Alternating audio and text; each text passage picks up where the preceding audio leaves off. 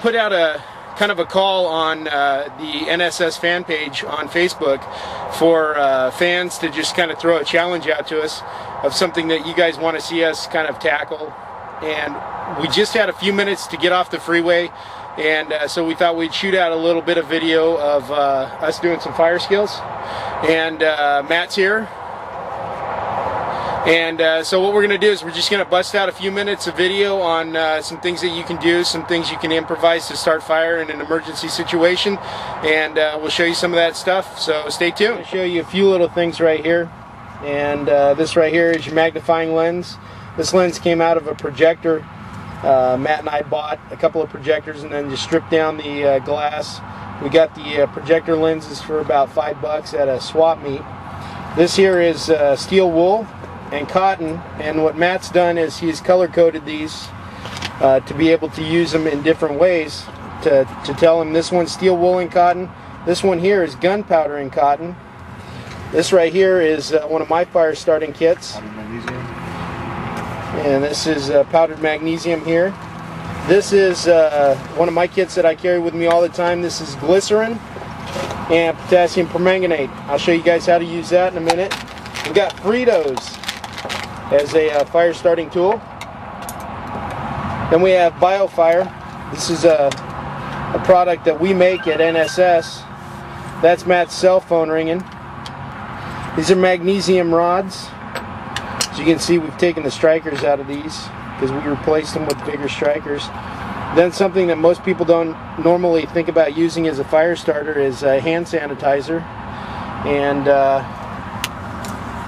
over here we got windproof and waterproof matches. Hey, it's Matt, and got a few little cool things to show you about getting fires going. A couple alternate ways of starting a fire. A couple things you can use as tinder to get as something to base your fire on if you didn't have a lot of small kindling available. One thing we're going to do is show that Fritos are actually pretty flammable. Brand new bag, haven't opened it yet. And they're just regular Fritos. We haven't messed with them at all. They're just, Fritos.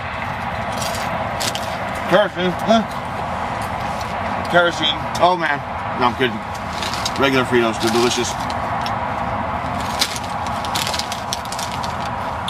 What I'm going to do is, I can quit chewing.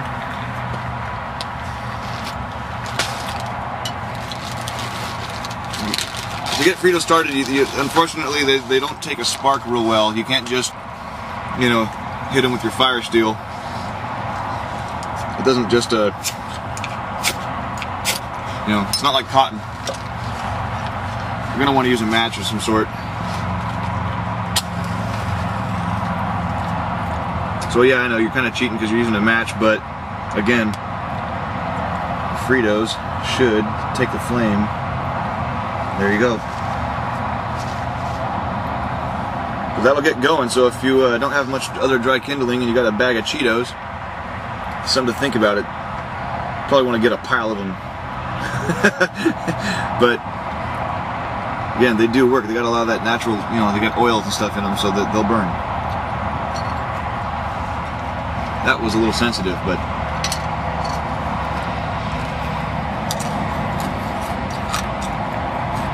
toasty. Okay.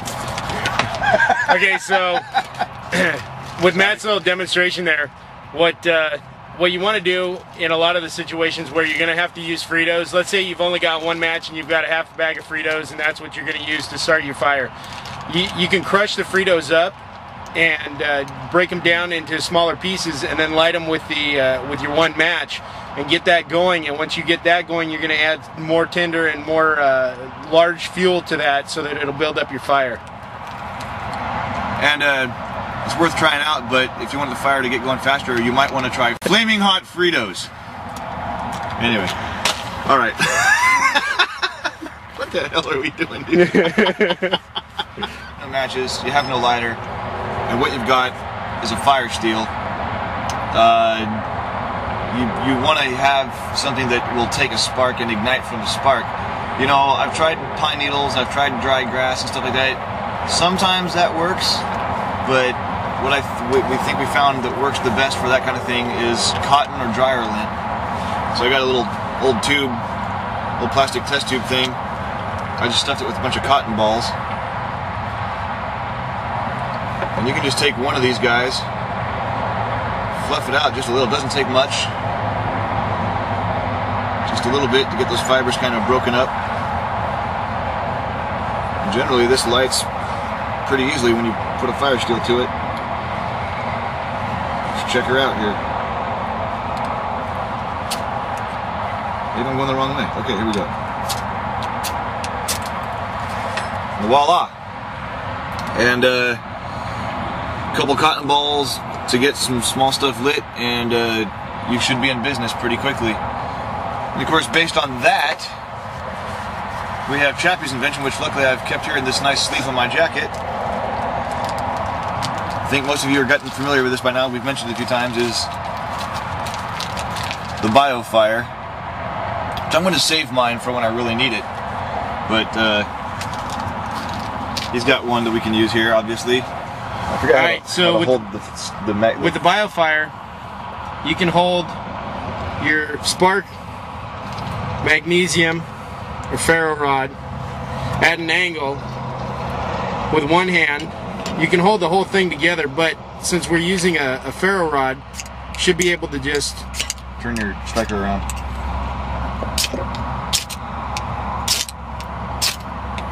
And there it goes.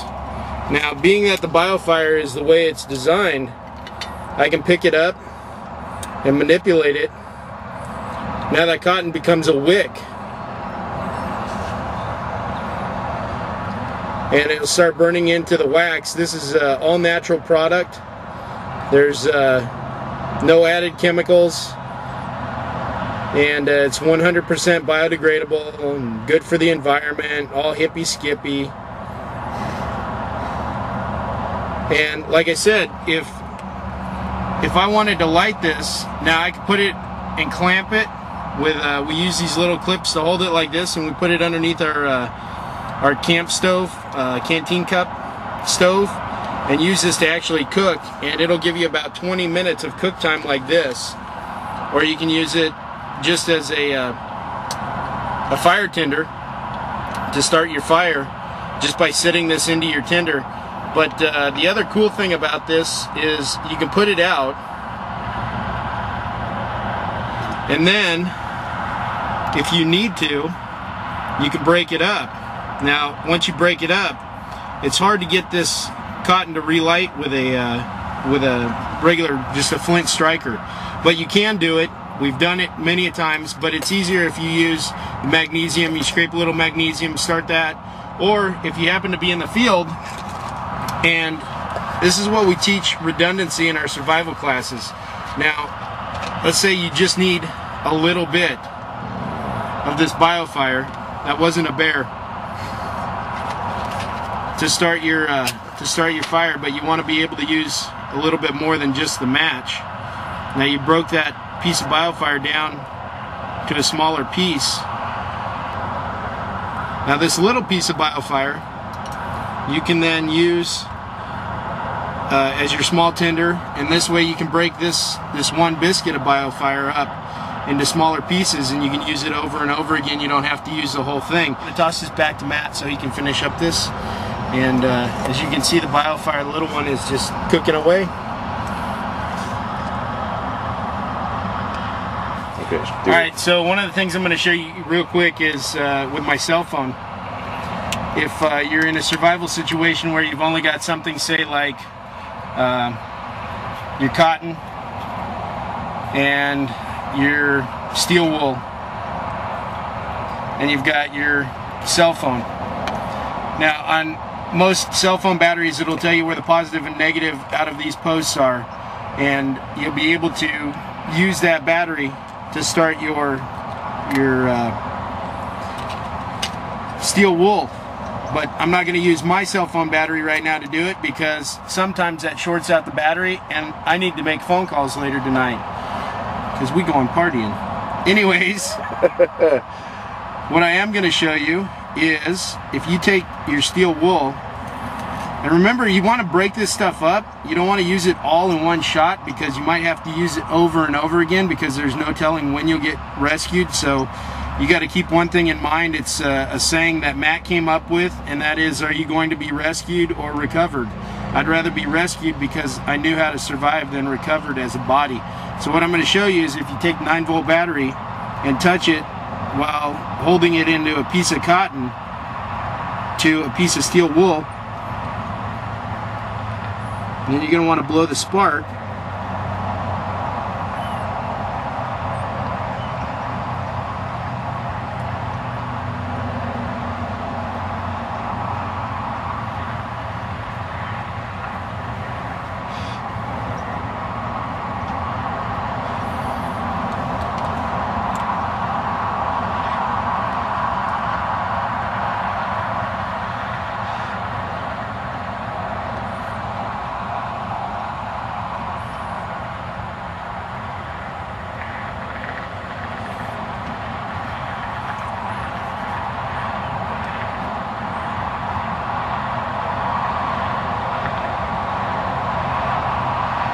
That cotton need to be frayed out a little bit.